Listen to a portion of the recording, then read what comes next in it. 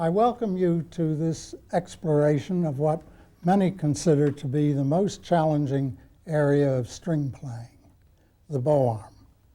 I am Orlando Cole, and beside me, on this very slight chance that you don't recognize him, is Lynn Harrell, a wonderful cellist and teacher, and most recently gaining great reputation as a conductor. Thank you, Landy. Coming into this room, Lynn, this Curtis studio, reminded me that your mother and I were fellow students here back in the late 20s. And this being the chamber music room, we played many hours of classes together. She was an excellent violinist and a very lovely person. I have fond memories of her. And about 30 years later, you arrived, a very precocious 16-year-old, and I had the privilege of teaching you for a couple of years before you went into the Cleveland Symphony. So we have a bit of nostalgia to mix with this task before us. Indeed. I was wondering, Lynn, whether you have observed, as I have over the years of giving auditions, that the young cellist bow arms lag far behind the development of their left hand. Yes, absolutely. I think part of the problem is, as you point out, is that the bow is so complex, and so much of what goes on in a good bow arm is internal. While in the left hand, we can see it in a mirror, we can look directly at our fingers, and we also hear the intonation. But colors of sound, subtle length of articulation differences are very much more challenging. Sure. Yes, sometimes the student will come in and try to play the Rococo variations without being able to lift the bow off the string. And of course, if they have no variety of bow strokes, everything comes out the same. There's no sense of style, which is the very heart of playing music. I think there are a couple of obvious reasons for this. For one, I've always felt the lack of comprehensive, well-organized bow study material among cello repertoire, that is, cello etudes and methods. Nowadays, with videotape, we can demonstrate and see exactly and hear exactly the character of a bow stroke. The printed page and printed pictures lack that ability. So maybe now we can remedy that. And I thought that with the new edition of Sefcik, it could be something valuable and interesting. Yes, I remember very well working the Sefcik 40 variations with you.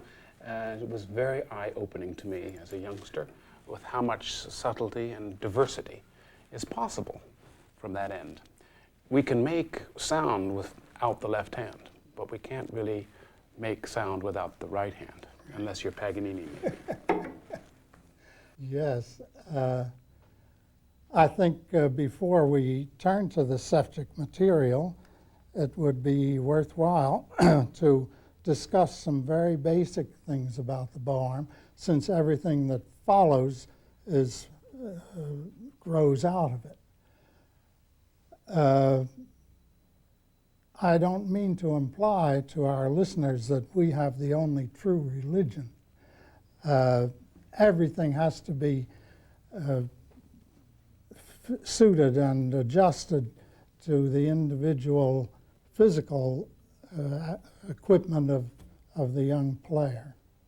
Yes. You can't stamp out bow arms like as with cookie cutters, and it takes a lot of judgment to be able to convey and articulate ideas, and at the same time to know how to approach each student. These ideas that we have grown up over the years and been long time tested, I think. And we were going to have some diversity of opinion too. I think you're not going to agree on every point. And I think in music, as in medicine, it's desirable to have sometimes a second opinion. Yes, indeed. I think there are just, as you say, so many different ways of playing. Sure. Every wonderful player you can see, they all have bow arms and left hands that look a little different. And of course, hopefully, they sound a little different. So the variety is the spice of life. But certain premises of sound production, legato playing, and staccato and short note articulation apply to all of us. Sure. I think we do agree that in performance, all these most valid technical ideas have to be cultivated with the student's ear and temperament to produce a beautiful result. I mean, good form is only the means to achieve it. And in performance, we forget the mechanical. And the instrument, both the bow and the cello itself, become an extension of our inner self. I think that's hopefully the case. It's very trying to spend so much time isolating, investigating, and thinking consciously about doing something in the way that works. And then, as you say so aptly, that when it comes to the performance, you have to let go of all that and just speak from your heart. And this is very difficult.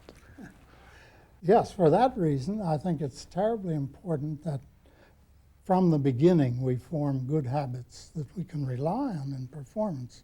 We play from, technically we play from habit. Musically, we hope not. We hope to have inspiration of the moment, but technically it has to be all built into us. So we want to build it in the best way with the best potential of development. Yes. So let us start by observing or commenting about some of the basic faults that I think we find in bow grip, to go to the very beginning. I see young people coming and trying to play this way to get power. Yes. And of course that immobilizes their hand and arm and finger action and just creates tension. Even without a bow, that would be tense. So I think you feel comfortable, as I do, with having the fingers what I call loosely together. And this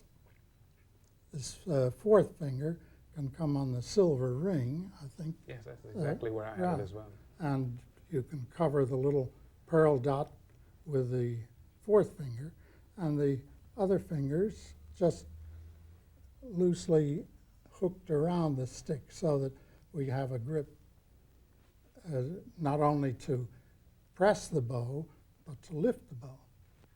Two operations. Although we actually hold the bow very, very similarly, because of the size difference of our hands, it looks quite different.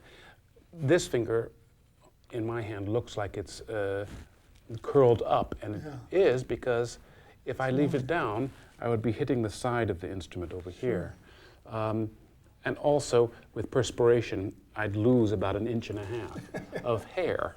So I wrap it around more than someone whose fingers aren't as long. When I want power, I also wrap this finger, the second finger helps the first, Yes. I think. Yeah. So one of the exercises that I've used over the years to achieve this grip is simply to do this. You can't do that if this hand is collapsed or if the hand is strained that way. So just to keep the bow parallel to the floor and even lift that way, go up to the ceiling, and keeping the hand. These are finger exercises for the right hand. Yeah, the wrist really stays. Yes, you could put a coin there and Yeah. it would stay quietly, so that we develop a freedom of action in the hand. We call it a bow grip, but we're not really gripping. It's just holding gently and very, very sensitively. Then in drawing that bow, we have to draw the bow parallel to the curve of the bridge so that it means we move our arm in and out. Yes. Sure. Yes, it's so easy to play a crooked bow on the Yeah. A string because the amount of arm needed to pull over that way. You were lucky in having such a wonderful long arm. I think some may want to let this rise a little bit at the change of bow rather than reach out too far. But Yes, and I think also it helps to sit slightly askew from the cello so that the shoulders are not parallel with the top of the instrument. They're over this way just for the A string help. sure. We sit directly behind it. There's no way Oh, we could get true, a straight bow true. out there. I also, if I'm doing a lot of playing in the bass, I turn the instrument that way. And it can be flexible, I think. Of course, this is a very wide cello. Maybe I should introduce the cellos since we're talking about them. This is Lynn's Stradivarius of 1673. That's the earliest instrument I know of. Yes. It's a magnificent cello, a wonderful model. Yeah. It belonged to Jacqueline Dupre early in That's her right. career. Great specimen. And this is the greatest of the Montagnana cellos, known as the Sleeping Beauty, made in Venice by Domenico Montagnana in 1739 and played for some 20 years by the great Russian cellist Gregor Piatigorsky. So the equipment is okay. Yes, how we use it is another matter. Well, we were talking about drawing straight bows and the need to extend on the A string and bring close down here.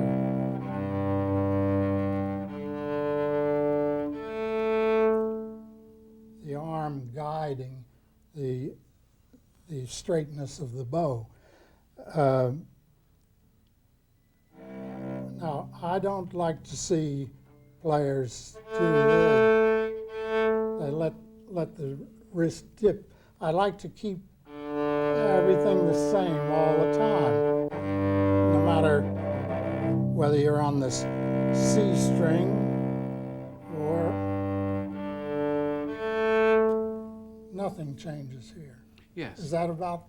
Yes, I think so. When I play very strongly, for whatever reason, if the wrist is dropped a little bit, then I can maintain somehow more pressure and more weight into the tone.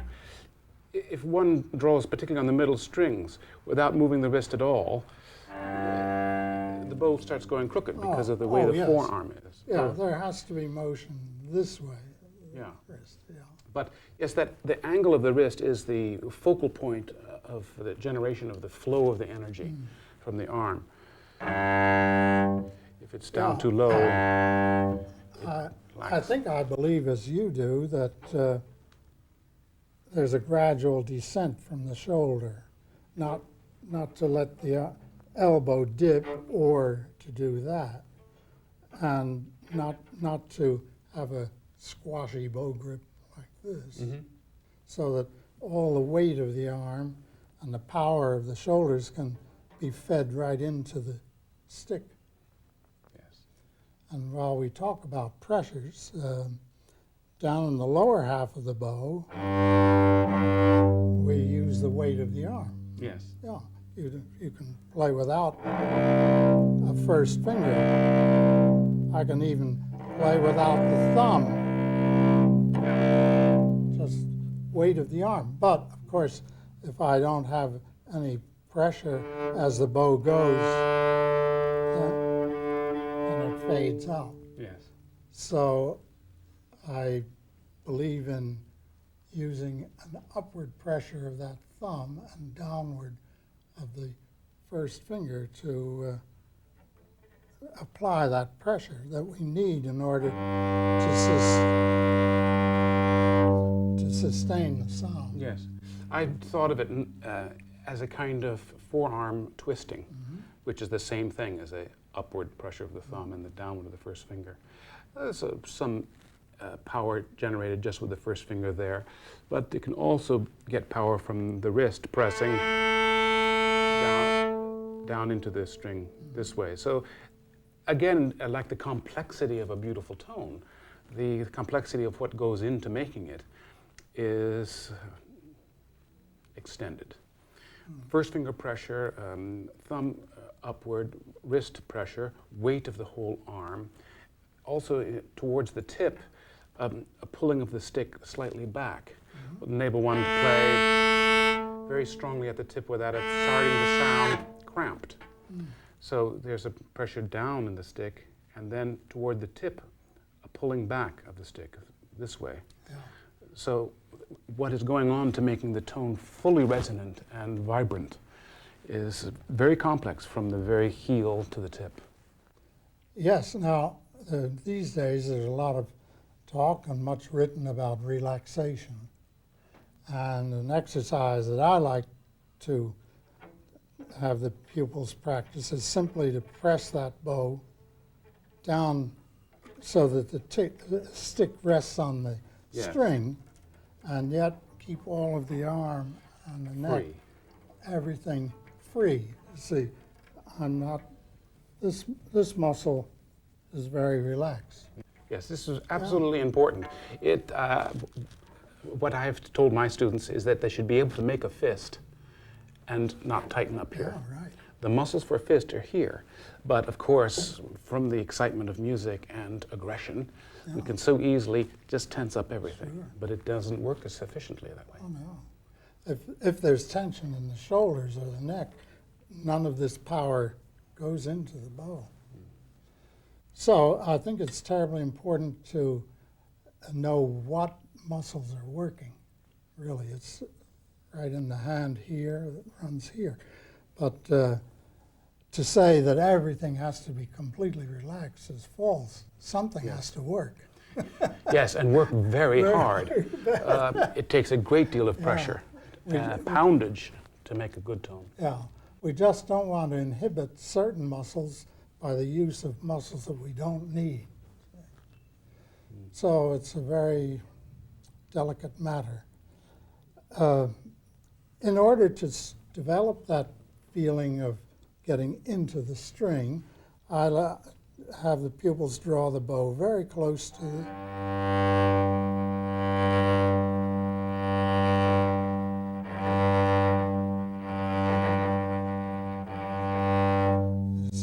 to develop that feeling. A lot of people play without any feeling here. They're just rubbing the bow on the string. But to develop that control of pressures, terribly important. Yes, to be able to do that back and forth very quickly is often required for change of dynamic, change of color. Sure. Do it slowly and then very quickly. There's a slight difference of speed of bow and perhaps even of placement so that the sound stays good. Doesn't force or doesn't become surfacey. Yeah. But those are excellent exercises. And they form the basis of what I call on-string articulation. I'm pressing, but releasing immediately as the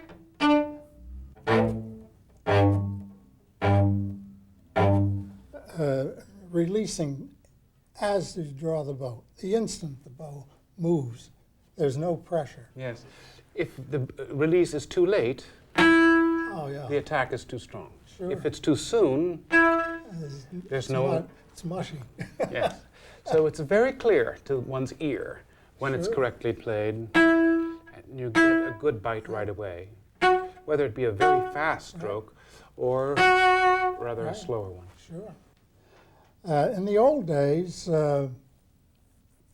Dotzauer etudes, Gritzmacher, and so on, everything has dots on it. And pupils are taught to play.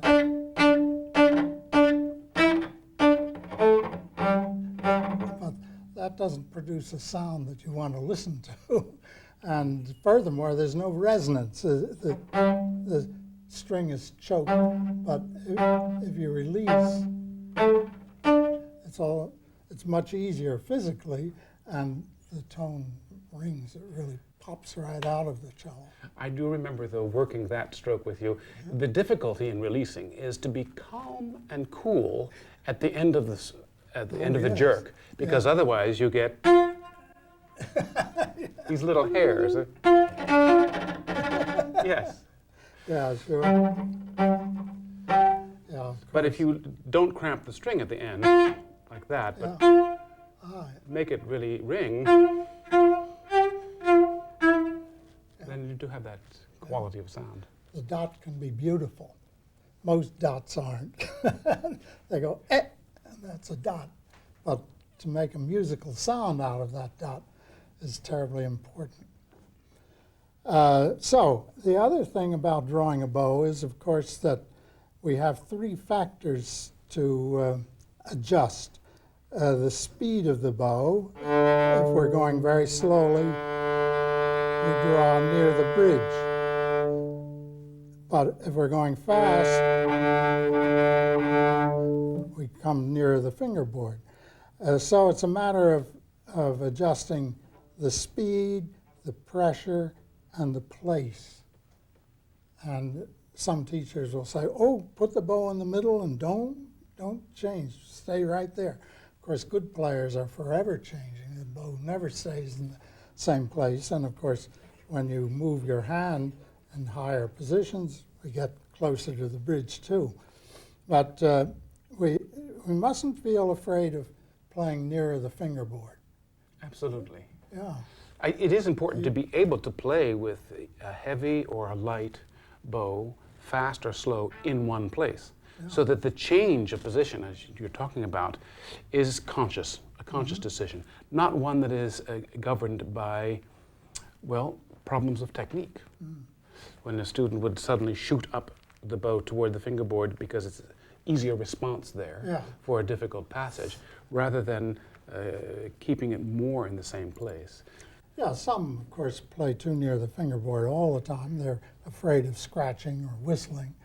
But others that they get near the bridge thinking that's the best place to produce a big sound. But it isn't. There's no vibration of the string, which is what we're after, unless you adjust the speed of the bow and the pressure and the place all the time. It's very sensitive. The essence of string playing is right here. Yes, indeed. Isn't it?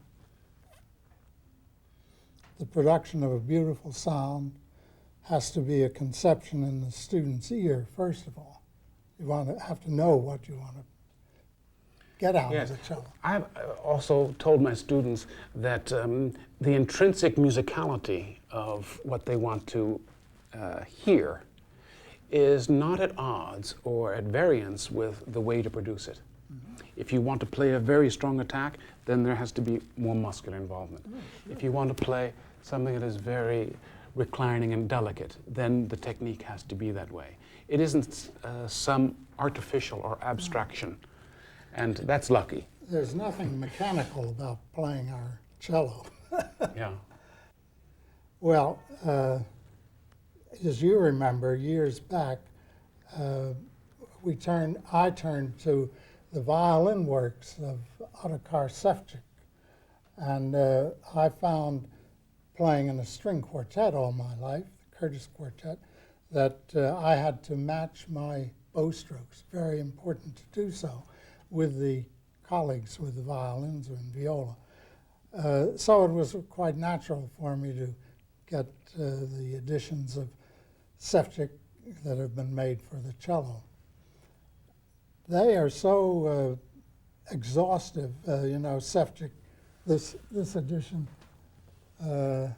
it's 4,000 exercises for the bow. Look at that. I don't think anybody ever went all the way through.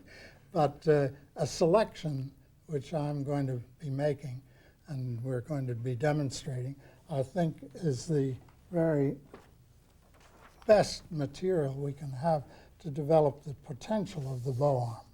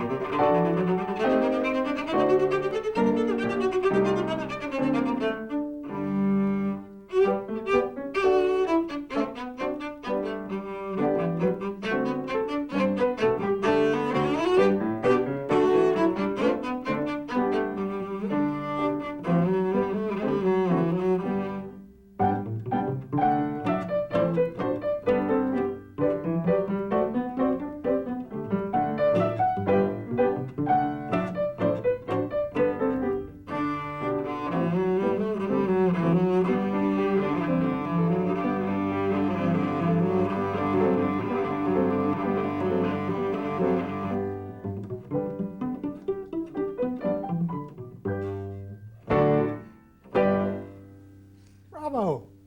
Good, I could dance to that. That's fine. Well, we just wanted to demonstrate that even a youngster can learn to develop